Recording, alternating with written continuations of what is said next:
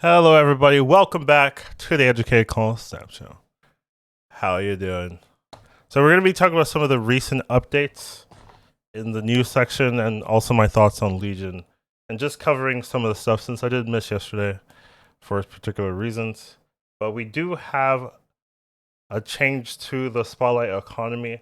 This is something very helpful, very fortunate, I would say, in terms of what it means for the future. So we're going to start with that, and then we're going to move on to some of the other stuff in the cycle. So, actually, I want the Discord here. So, we do have an update. They are going to be making changes to the Spotlight cash system.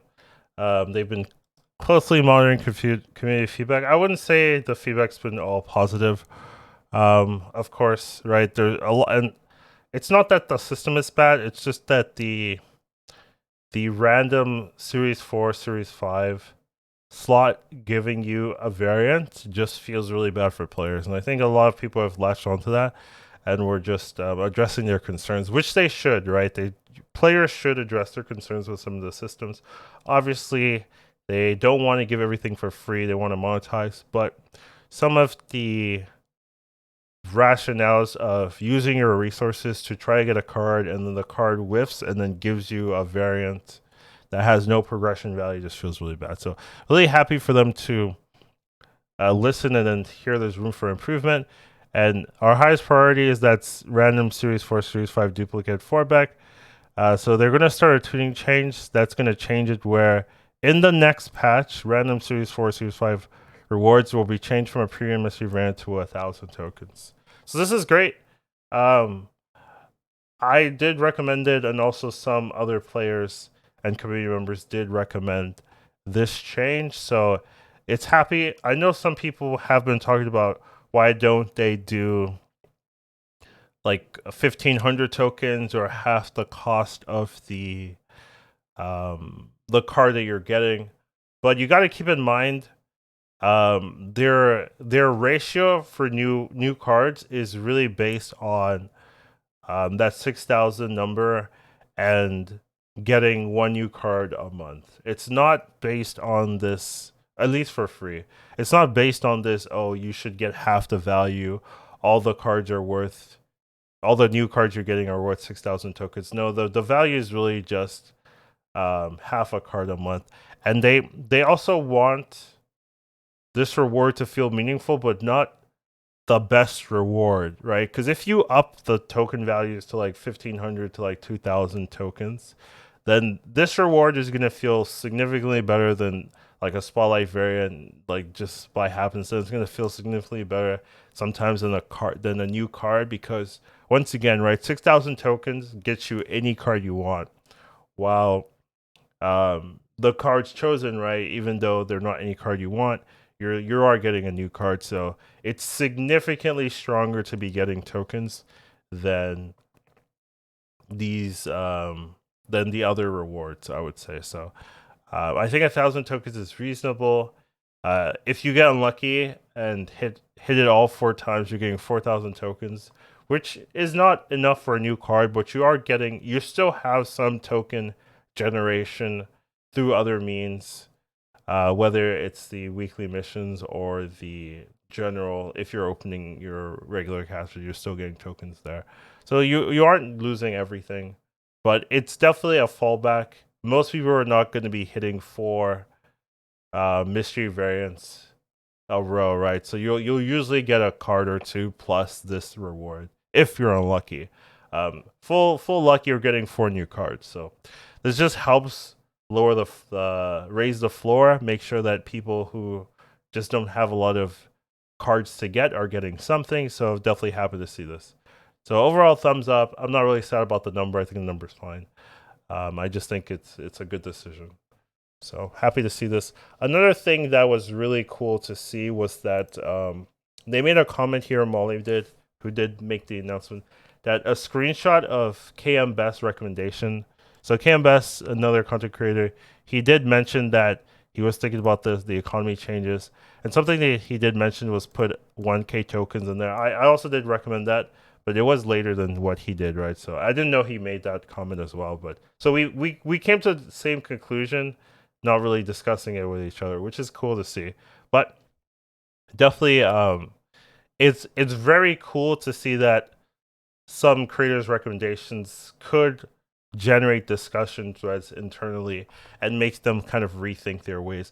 I do really think that this system was kind of like fleshed out without any really community feedback, right? And that can be a mistake because of you don't like obviously you guys are Secondary trying to make it like a good system and stuff like that, but there's just things that you think feel good, but when you actually implement it, just like it just falls flat in their face. And I think if we had community discussion, right, that would have been addressed. But still, it's good to see them responding pretty quickly. I don't know if it's been more than a week since the system's been implemented, and they were already discussing changes from the sentiment. So this just shows that as long as you're making constructive feedback in a non-threatening way, not like "why do you suck." Why do people talk like that when they're trying to get responses from people? People are not going to respond if you talk like that. But it's good to see, as long as you're being reasonable, as long as you're being rational, with some of your discussions and some of your suggestions, it can actually spark debate. It can actually spark discussion and actually be implemented into the game. So it just means, keep talking, keep letting second editor know of some of your concerns. Just make sure you're not being aggressive or inherently, talked in a way that won't get any feedback, any discussion. Because people, like all the creators, all the developers, they're human, right? They're just like you and me. They have feelings. They care. They obviously care about the game. They obviously want the game to do well.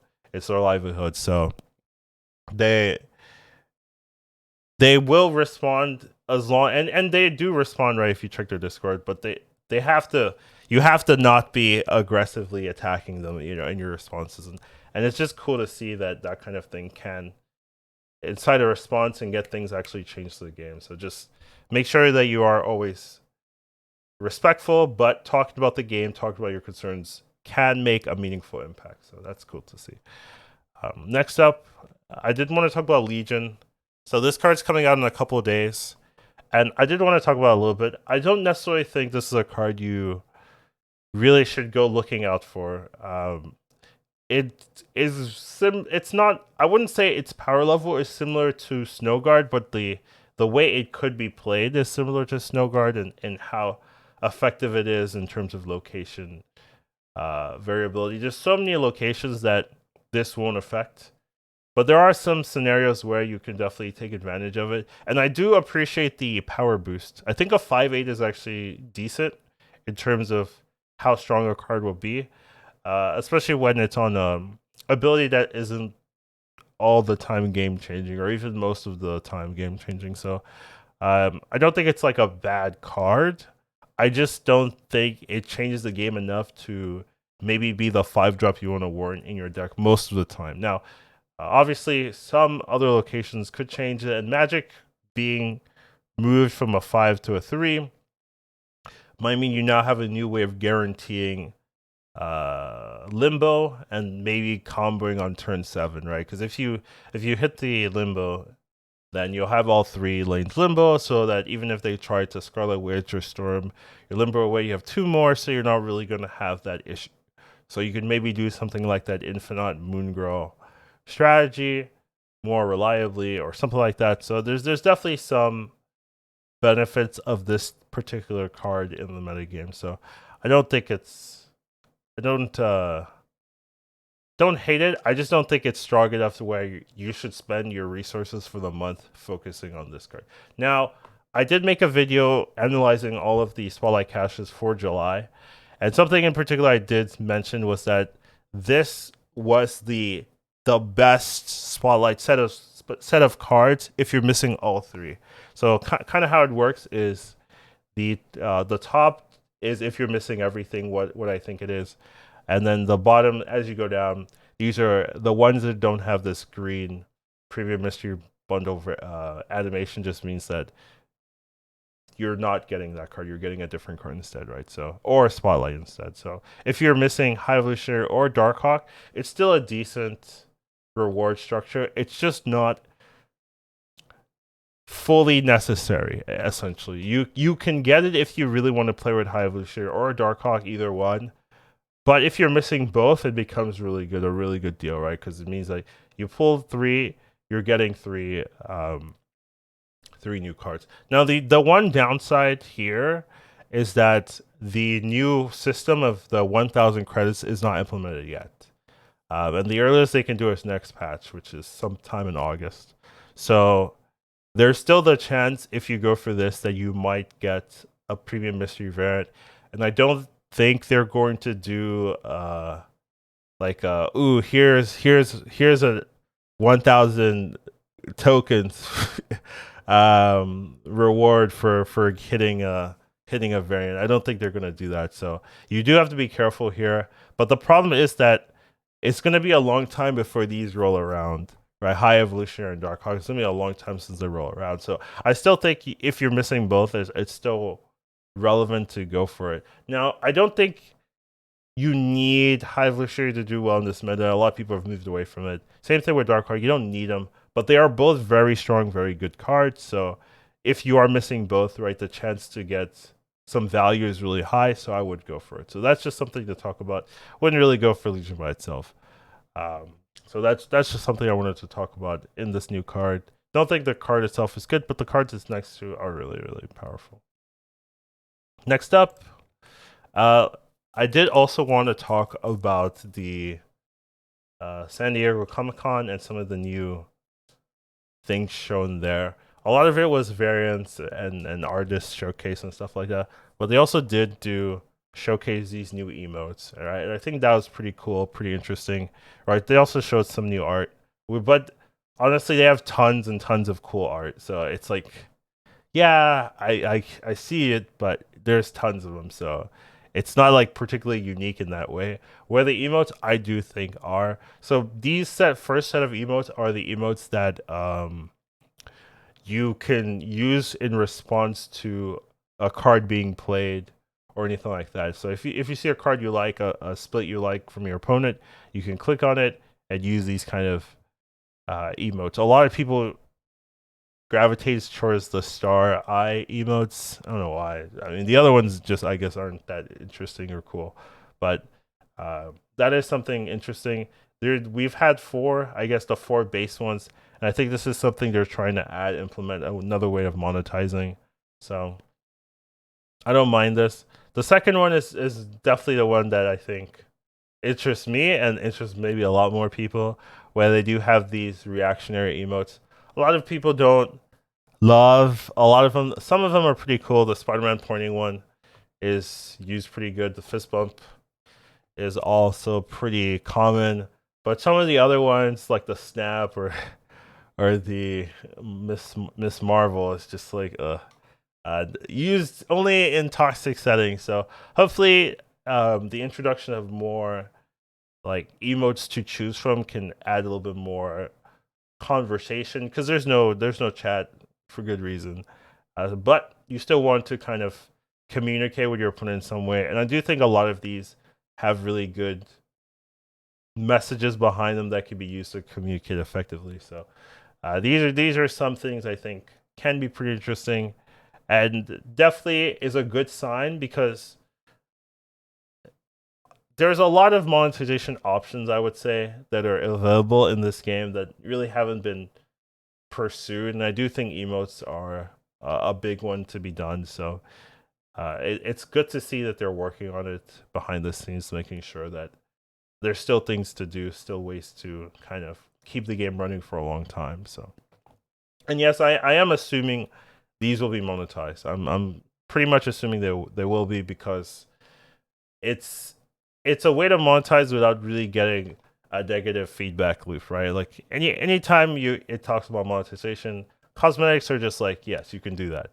But when it comes to pay to win aspects, that kind of thing, that's where people kind of draw the line.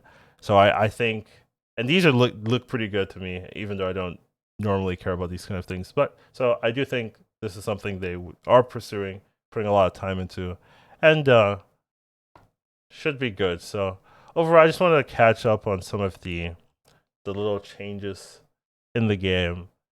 Overall, it's good to see them listening to the community. I think that's the most important thing. Just keep making sure that you let them know, but in a no, noticeable, normal way. Don't be too aggressive.